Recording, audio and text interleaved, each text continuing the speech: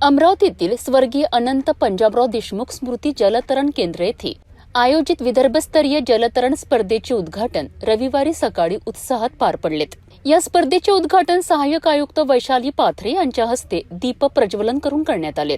तर कार्यक्रमाच्या अध्यक्षस्थानी श्री शिवाजी शिक्षण संस्थेचे कोषाध्यक्ष दिलीप इंगोले होते। या कार्यक्रमाला उपाध्यक्ष ॲडव्होकेट गजानन पुंडकर, क्रीडा अधिकारी वैशाली इंगडे, राजाभाऊ सुंदरकर, डॉक्टर अशोक घोगरे, अशोकराव अर्डक यांच्यासह अनेक मान्यवर उपस्थित होते।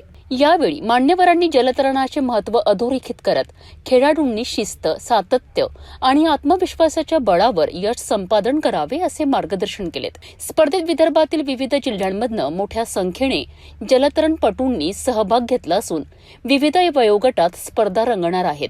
या कार्यक्रमात वैशाली पाथरे यांना मिळालेल्या महाराष्ट्र शासन पुरस्काराबद्दल तसेच शिवछत्रपती पुरस्कार विजेते मंगेश व्यवहारे आणि आंतरराष्ट्रीय प्रशिक्षक डॉक्टर योगेश निर्मळ यांचा सन्मान करण्यात आला। कार्यक्रमाचे प्रास्ताविक डॉक्टर सुभाष गावंडे यांनी केले तर सूत्रसंचालन संदीप इंगोले यांनी केलेत। विशेष म्हणजे तेजस्विनी मोहोड आणि समर प्रताप देशमुख या स्पेशल चाइल्डच्या हस्ते स्पर्धेला सुरुवात करण्यात आली, ज्यामुळे कार्यक्रम अधिक प्रेरणादायी ठरलाय।